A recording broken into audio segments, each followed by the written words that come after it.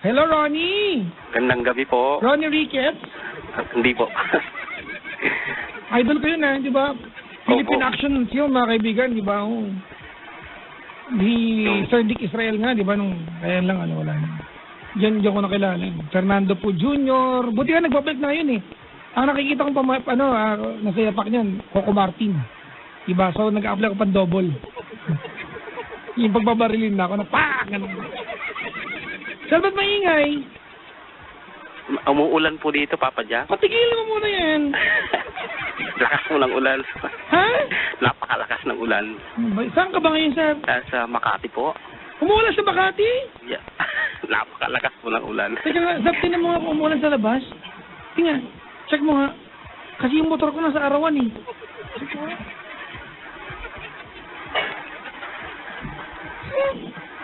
Sir! Hello? Hello po. Ayan. Ilang taong ka na po?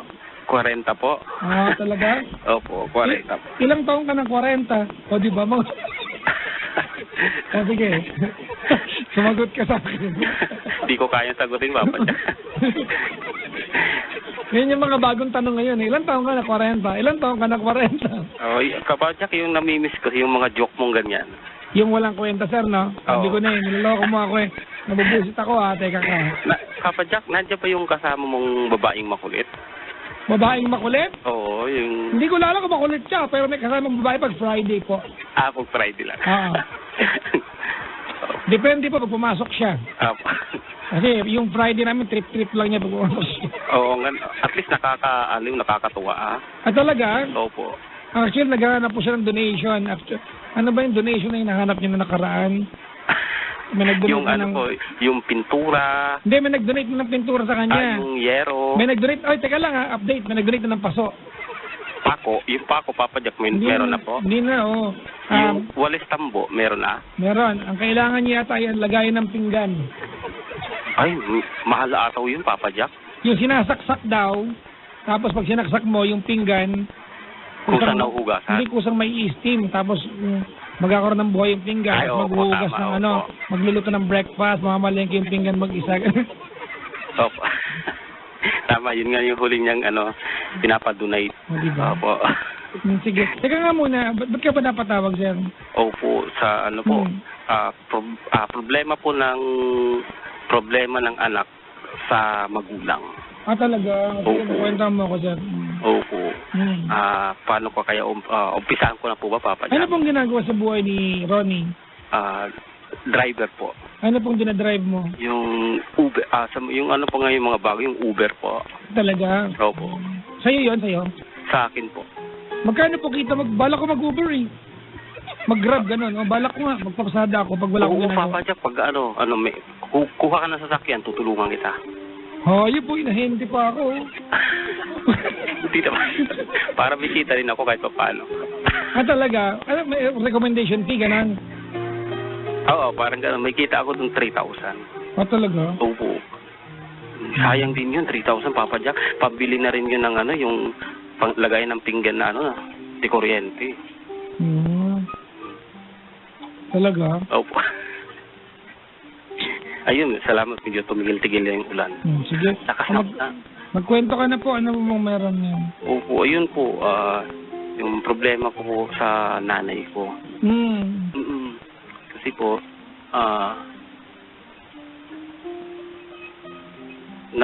tawag doon?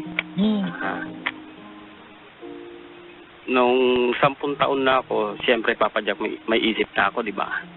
Kahit naman po, pitos ka pa lang, meron na po eh. Pero... Oo, pero Sige po. naiintindihan ko na po yung tama at mali nung 10 taon na.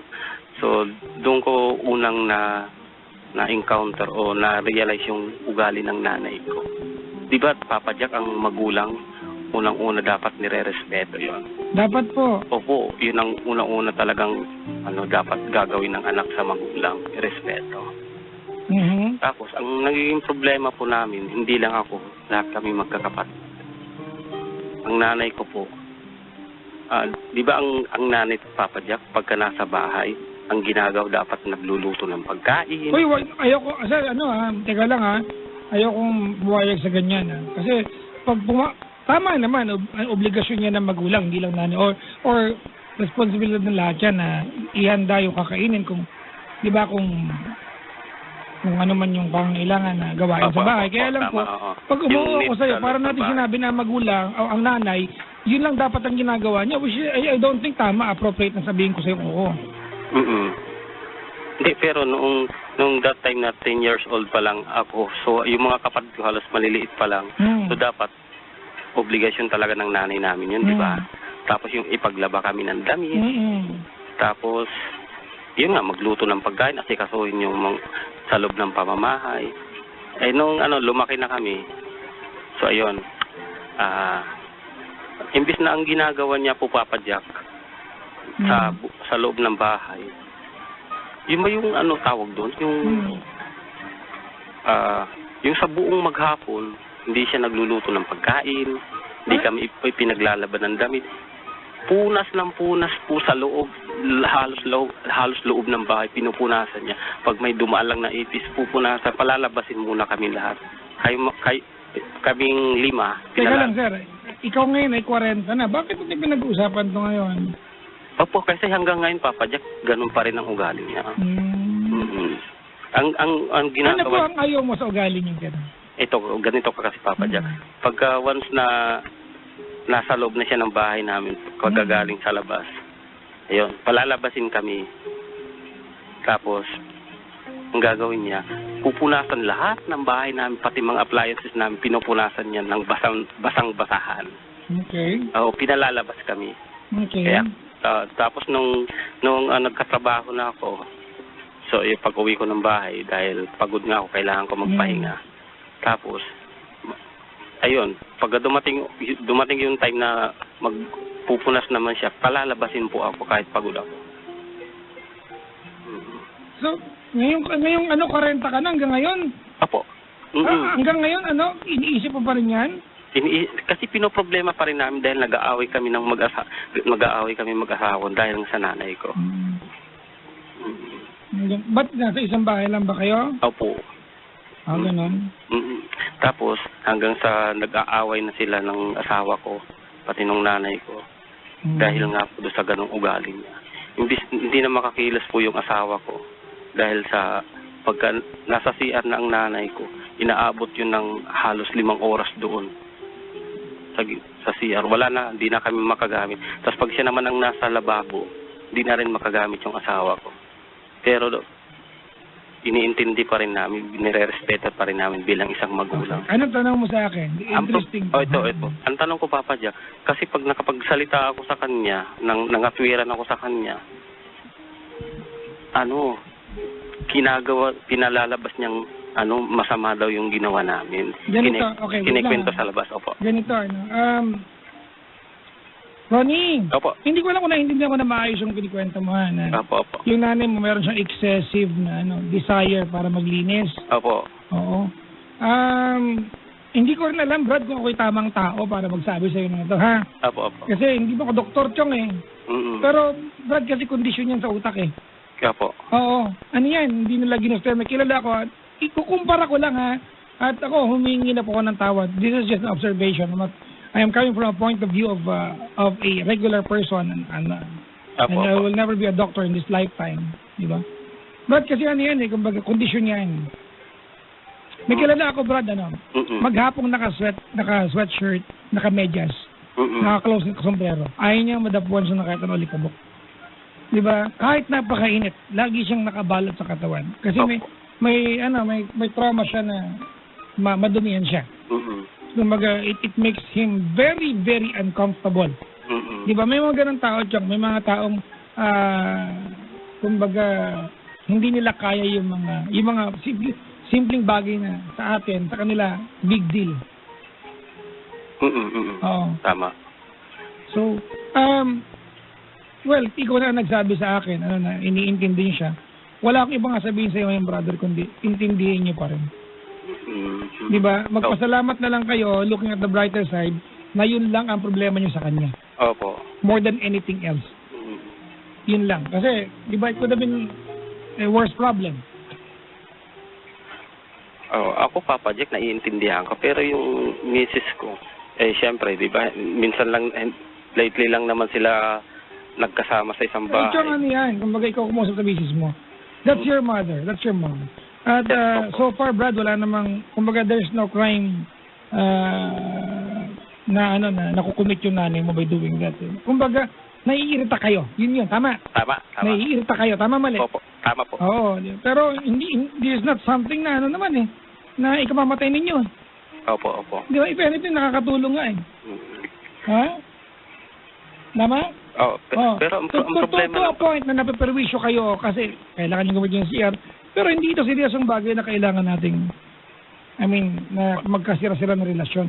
Naiinis lang ako dun sa idea na since you were young, bit-bit mo pa rin yung mga sinama ng loob mo hanggang ngayon. Brad, hindi na malaking bagay yan, di ba? Hindi po naman ako, hindi ko pa naman sinabing Papa Jack na yung sama ng loob hanggang ngayon, bit-bit ko pa rin. Ba't kinikwento mo ngayon? Hindi po, kasi nag-aaway sila ni Mrs. Oo, hindi na ako halos pag nangangatwiran kasi kami Papa Jack, lumalabas si Nana, ikinikwento doon sa mga kapitbahay namin na inaapi siya. Hayaan nyo na yung ibang tao. Kasi Brad, ganito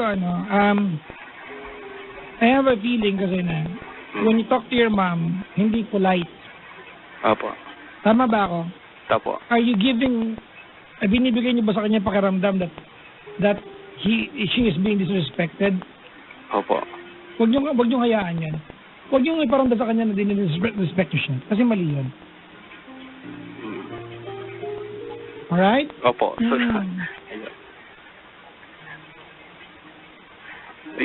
Yun lang, napakahirap kasi yung ikikwento niya sa mga kapitbahay namin na inaapi siya.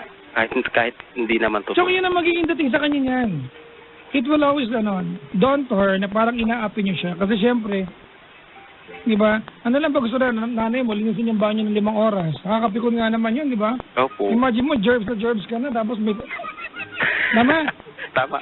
But I think you can work around the system and find the process na kung saan hindi niya kayo maabala. O di mo sa nanay mo, pwede mo lisin mo yung kung saan mag-list ng CR, hindi mo pwede mo lisin mo yan after 10 o'clock gabi. Di ba para tulog kami lahat? Pero Papa Jack, sumasagot ako sa kanya. Ang problem mo lang kasi ngayong gabi, Brad, is ikinikwento niya sa ibang tao yung mga pangyayari sa bahay. O di ibig sabihin, Chong, yung pagkakasabi niyo lang sa kanya ang problema niya. Say politely, nanay mo yan eh. Opo. There should be no competition between your mom at saka ng asawa mo. Dapat ang turing ng asawa mo sa nanay mo, nanay din niya. Asawa ka niya. Opo, yun naman talaga nanay talaga. Pero dumarating din po kasi Papa Jack sa point na napipikon din. But ilang taon na nanay mo? 40 ka na eh. Opo. Ilang taon na nanay mo? 60 na po. Chong, they will not be forever with us. Ako, laging ganyan ang premise ko pag magulang. The general rule of the universe, mga kaibigan, our parents, di ba? Will go first. Will graduate from this life before us. It will not be a wise thing, di ba, na pag graduate sila sa mundong ito, ang pabao mo sa kanila ay sama ng loob. I will never tolerate that, nor, di ba? Hindi ko not even suggest to you, Brad, na dumating yung ganong point na yun. Hindi ko hayaan. Nagsasalita lang naman po kami sa kanya. Pero andun pa rin yung pagrespeto na. Huwag na, Chong. Ano lang, kumbaga, gawan na lang kayo ng organization ng mga bagay-bagay sa bahay. Hindi na para lumaki pa. Diyos ko naman, napakalit na problema ito pag... Tsaka, have you tried na yung nanay mo dalhin pa-check up? I know, sige, itatry ko, Papa Jack. Ipa-check up. Kasi, Chong, I really suspect. Sana mali ako, ano? It's a psychological condition. I'm not suggesting anything. I'm not a doctor, ha? Okay. Parang Brad, kanya-kanyang... Natanong niyo ba sa nanay mo kung bakit siya naglinis ng CR na 5 oras? Hindi pa. Ba't di tinatanong? Kasi baka paliwanag siya. Baka when you talk about it with her, malaman niyo yung dahilan. For example, ako, Brad, I'll share one thing to you. I have a fear. Alam mo kung anong fear ko? Opo. Maraming tao. I have a fear of crowd. Pag wala ako, sabot lagi ako bisita dito. Like tonight lang yung bisita. Okay lang ako because I'm in my natural habitat. Naganito ako. Pero pag nalam mo ko sa ibang lugar, maraming tao, manginginig ako. And I can never explain that to anybody. Kaya kung nagpa-disappoint ako, ang request ko, lagi ako may bouncers. Kasi pagdating ko sa stage, umaalis ako agad because I shake. Opo. Pinapawisan ako. At di ko paliwanag yun. Siyempre, sa dami ng fans nyo ba naman? Hindi yun, Brad. Ano ba? Ano? Star complex. Gano'n. Diba? At alam ko yun. Diba? I read about it. Yun talaga ako, gagawin ko. It's debilitating at some point sa akin. Kanya-kanya. Ibang tao, may ipis. Minsan nakakatawa na nga lang. But actually, that's actually fear. Tanong mo na niya, ba't naglilis sa CR for 5 hours? Baka nag-aalala siya ng may magkasakit dahil madumi CR. I don't know. Magtanong kayo sa kanya. Hindi yung inaawa niya na siya, hindi alam kung saan nanggagaling yung kanyang ginagawa. Hindi naman po totally inaaway pa pag nangangatwiran lang. Sa nanay kasi, Brad, ang dating lagi niyan, ano eh. Kaya nga, opo. Ang dating sa kanya lagi, magulang kasi yan, Brad eh. Tama, opo. Di ba? Pag sumagot ka ng babalang dyan, kahit tama ka ba't mali siya, ang dating yan, di ba? Tama pa rin sila. Hindi yun, na-disrespect mo sila. Kahit may punto, magulang kasi yan, Brad eh. Kami ng nanay ko, nag-away kami once. Alam mo kung bakit kami nag-away? Opo. Kasi meron siyang problema, hindi sinabi sa akin. Nagalit ako kasi bilang anak, obligasyon kong solusyonan yan. Anak ako eh. Opo. So nag-aaway kaming dalawa. Although magandang intensyon ko dahil gusto kong isolve yung problem niya. Diba, nakapagtaas ako ng boses dahil nag-aalala ako sa kanya at sumama pa rin loob niya. Magulang ko, gagawin natin, magulang yan. Opo. Napakamadamdamin talaga, Papa Jack. Ikaw ba nakikita mo ba, ano ba yung word? Magulang, di ba? Opo, magulang. Nagtataka ka pa, siyempre, gugulangan tayo ng mga. Opo. Yun lang, ha? Opo. Marami nag-ano dito, yung disorder ng nanay mo. Ayokong banggitin mga kaibigan kasi I do not want to give any seemingly expert, assessment because I am not an expert. I'm not a doctor. I can only talk about this, di ba, from a very, very personal vantage point. So, usap mo yung nanay mo at bring your mom to the doctor kung feeling nyo it's getting in the way sa maghapon. Opo. Okay? Opo. Tapos magtatanong din po ako sa doktor kung... Yun nga ang sabi ko, Brad, ano ka ba? Opo. Kung ano magiging tanong mo sa doktor, so, doon mo na tanongin, huwag na sa akin. Makaristahan kita rito, loko. Opo. Sige, kung nakaantabay nanay mo, ano mensahe mo sa kanya? Ay, sige. Game. Nay, sana, wag mo naman sanang karirin yung pagiging... Ayoko yung mensahe na yan. Ang munturuan, kakasabi ko lang eh. Sige po, Nay, ulitin ko po, Papa Jack, ha? Ang game. Sige po, Nay, sana po,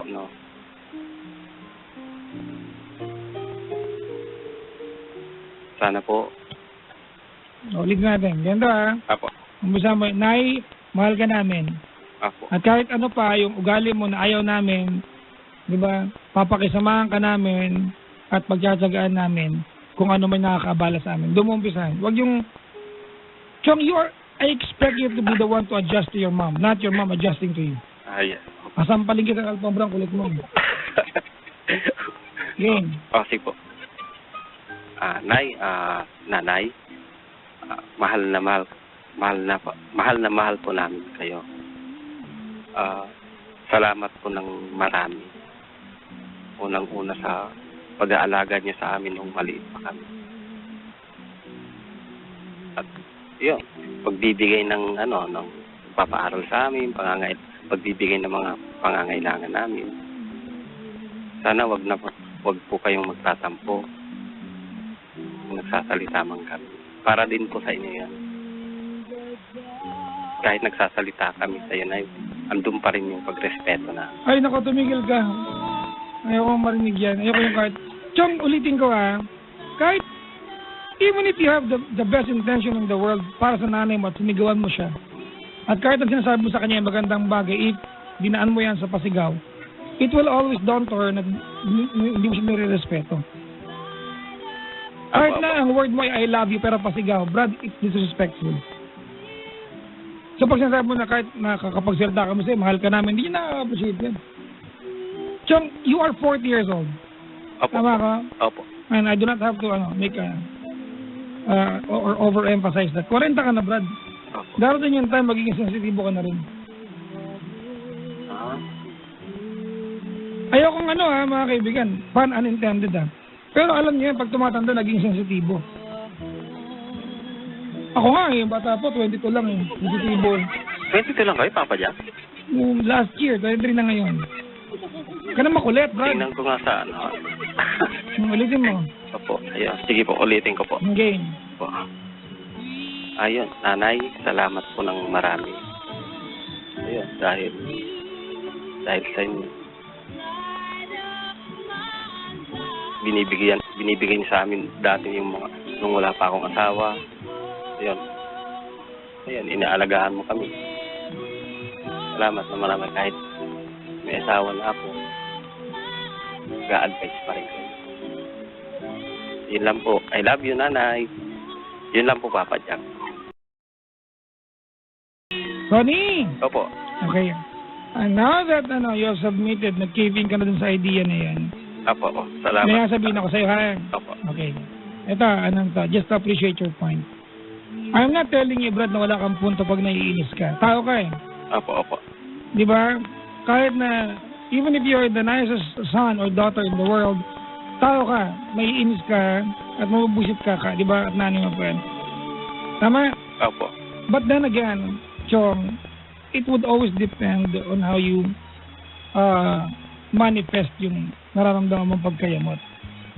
Diba? You never try to lose your identity as a son. Ulitin ko ha? Opo. You never try to lose your identity as a son, even if, diba, you are mad sa nanay mo o tatay mo. You maintain, diba, sa utak mo yung idea na ikaw ay anak at siya ay magulang. At kahit magulang ang mundo, Chong, hindi magpapalit yung dalawang yan. Tama. Alright? Opo. Actually, yung birthday mo sa nanay mo, Brad, para itawag mo sa radyo. Napakalit na bagay nito para itawag mo sa akin. Hindi ba? Hindi ka ba sure sa kung paano maging mabuting anak sa nanay mo? At kailan mo akong tawagan? Hindi kasi Papa Jack, Sagot ka pa sa yung tubo ko. Pasensya ka na, naintindihan kita. Opo. Ayoko lang na magatuwiran ka kasi I do not want to make any compromise when it comes to treating our parents. Because one day, di ba, we'll go to a place where we turn to be gray and old, mga kaibigan, and we would need the younger generation to, di ba, extend yung sobrang pasensya because grumpy na tayo, makulit na tayo, sensitibo tayo, at kahit wala ka sa lugar, gusto mo pagpasensyahan kanila. One day, you'll get to that place. Di ba? Kasi age will catch up on us. Tao tayo. We grow older.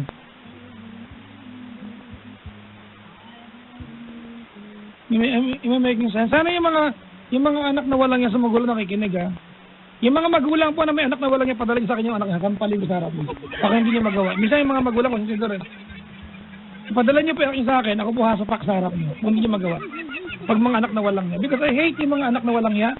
I don't have any, ni counting pasensya at tolerance, wala ako sa iyo. Literal, patutugin kayong uso mo sa harap ng nanay mo. Pagbasos ka sa magulang. Alright? Opo. Pero syempre joke ko lang patutugin. I just wanna describe ako. Nakakainis kasi Di ba? Alam niyo yung mga anak na yung, eto, napaka-common nito Brad, tinan mo Alright. Kinanay mo, di ba, ay, kumbaga, siya yung naging housekeeper ever since bata ka. Opo. Look at it this way, Ronnie. Tumawag ka sa akin, ang kinuwento mo sa akin yung downside ng pagiging masipag ng nanay mo. Pero hindi mo nagambanggitin sa akin na mula bata ka, pinagluluto, pinaglalaba ka niya, at paglinis ng bahay. Nasaan na yung part na yun? Ano nakita mo, yung pangit lang? Gusto mo padugin yung uso mo ngayon? Di ba? Kasi hindi mo nakita yun. Na mula bata ka, the only duty that your mom, di ba, delivered to you was to keep the house clean for you. And you complain kung paano niya ginawa yung duties niya. But she's been doing that. Mula bata ka and you can complain kung paano niya ginawa. Hindi ka ba unfair nun, Brad? Sagot. Di ano ngayon? Ha? Tama po kayo, Papa. Di ba? Opo. Hindi nakakahiya ka ngayon. Tama? Tama. O, nagreklamo ka pa. Ulitin natin yung ano, ha? Yung mensahe mo sa kanya. Okay? Opo. Okay, ulitin natin. I want you now to say thank you sa nanay mo for all the years of taking good care of you. May asawa ka na, Brad. Up until today, she's cleaning the bathroom for you. Can you not appreciate that part? And you are calling my show, diba? And telling me na ayaw mo sa service ng nanay mo. Alam mo na ginagawa niya? Walang overtime pay, walang day off.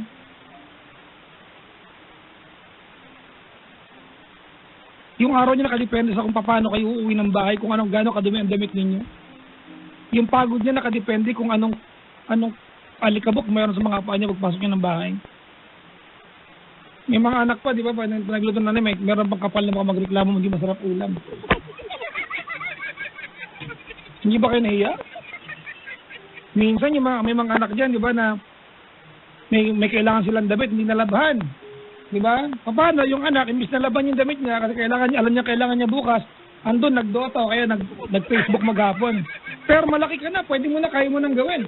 Pag hindi nalaban na nanay mo, galit ka pa, inanay mo pa yung, di ba, yung parang kawawa sorry anak, hindi ko nalaban. May makita kong anak na ganyan, talaga patutulin kong uso. Sa harap ng nanay. Para ma-appreciate ninyo. Nanay nyo, hindi nyo kasambahay yan. Marami akong tinatamaan kabataan sa buto nyo. Meron nagsisikuhan dito, tinan mo anak o tinan mo. Tinan mo anak, ganyan ka.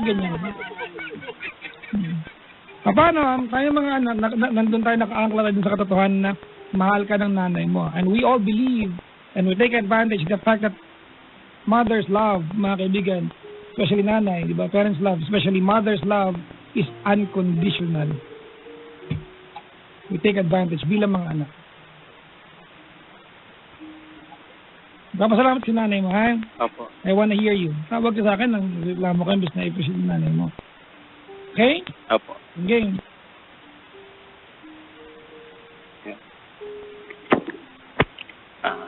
Nanay, salamat ng marami. Yun, una sa pag-aalaga mo sa akin, maliit pa ka.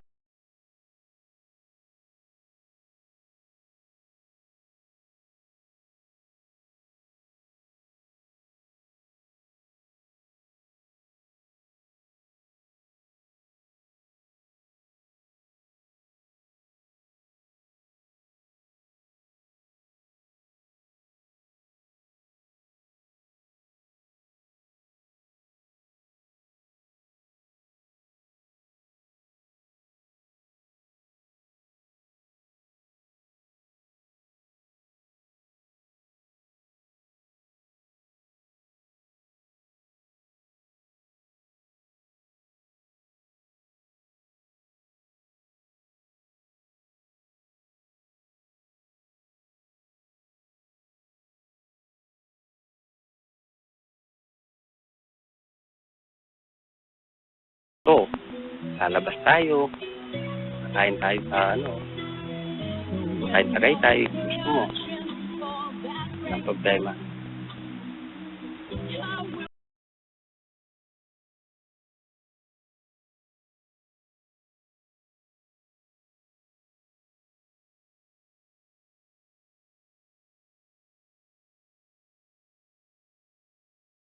Opo. May tanong ko sa'yo bago kita pakawalan. Kailan ka huli nagpunta ng mall? And the only purpose you had was to get something para sa nanay mo. Noong Mother's Day, hindi counted dyan. Hindi po, Papa Jack, last 2 years na po. So that's my point. Sa Glorieta. Di ba? Hindi kasama yung Pasko, yung ordinaryong araw. Birthday. Di ba? Birthday, but hindi counted dyan. Given kasi yan eh. Given yan. Alam mong inaasahan niya kaya mo ginawa. Di ba? But when was the last ordinary day that you made the decision to get something for her just to make her feel special and that she exists and she's important? Kailan? No. Di ba? Tapos meron kang lakas ng loob magreklamo?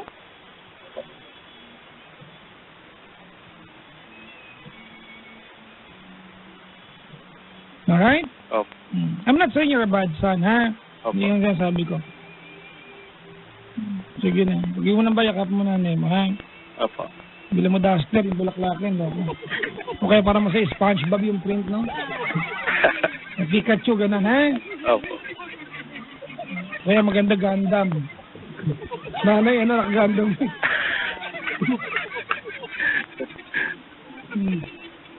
Thank you po, Papa Jack. Magandang gabi po.